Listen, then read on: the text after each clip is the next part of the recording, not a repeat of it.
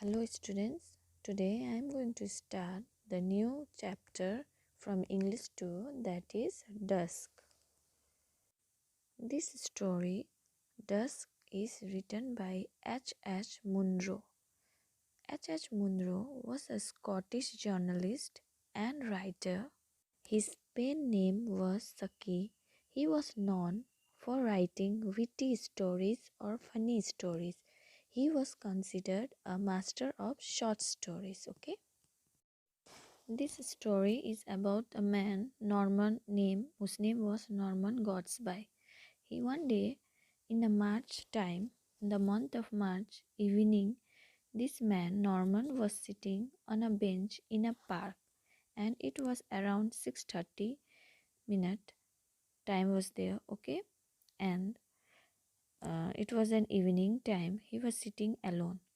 When he was sitting alone, he observed the roads sideway, okay. The roads were very empty, and the whole silent figure that moved through the half light or sat quietly on chairs and benches, so that they melted into the shadows in which they sat. So this God's by mind, he has so much things was going in his mind, okay, when he was sitting in that park, okay. He was observing everyone, some men, some human. He was thinking about everyone, okay. Some may have a bad day, some may have a good day, some eyes were happy, some have happy faces, some have sad faces. When he was sitting in a park, he was observing everything, okay. Then on the opposite of him, there was a window, okay. The light was passing, so he contrast that window. It seems that he says that the lights marked, okay, from that window, and those people who have never defeated that lights, he indicates that those who have never failed in their life, that life indicates that.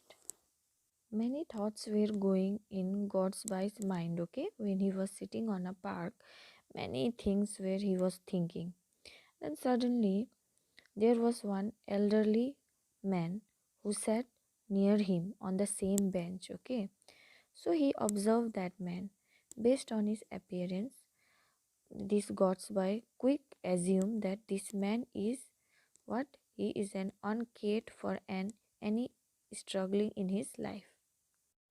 And this man got up and was moving. At that time, Godsby imagined that maybe no one cared to this man and he is going back to his family where no one cares or loves him. Godsby thought about that man who was near to him in a bench, okay. After that elderly man leaves, okay, then in his place a well-dressed younger man takes his place, okay. When he goes, that elderly man, in place of him, the young man comes and sit in the bench near Norman Godsby, okay. He reveals that he is visiting the city Buthas and says that he have forgotten the name and the address of his hotel. He says to Godsby that he only has a shilling in his pocket, which he used to buy a drink and a cake of a soap, and says that now he does not have any money and no place to stay. He doesn't have any money and no shelter for him. He says everything to Godsby. Then Godsby suspect, okay, he doesn't believe that man at first. Godsby suspect that maybe this man is lying. This young man is a trickster. Trickster means the one who tricks to others, okay. He says that maybe he is a trickster and he is lying. He thinks himself, okay. Godsby thinks himself. Then Godsby says to that young man that I can help you, but if you show me the proof of a soap which you have bought from the shop, then only I can help you, Godsby says to the young man. Then that young man hurriedly checked in his pocket, okay, searching for a soap. Then he says to the Godsby, oh, I think I have forgot to bring that soap, or I may have lost somewhere, he says to Godsby. Godsby said that to that young man, after hearing your story, story, I don't believe you. And he says that you are really careless, so I don't believe you. After saying that, that young man stand up and he goes, okay, he goes from that place. He started to move. Then when that young man left, Godsby is satisfied. He thinks to himself that at least I am not tricked by that man. When he was thinking, then suddenly he finds a cake of soap in the park near his bench. Okay. Then Godsby think then, oh, it might have been fall down from that young man. So he runs. Okay.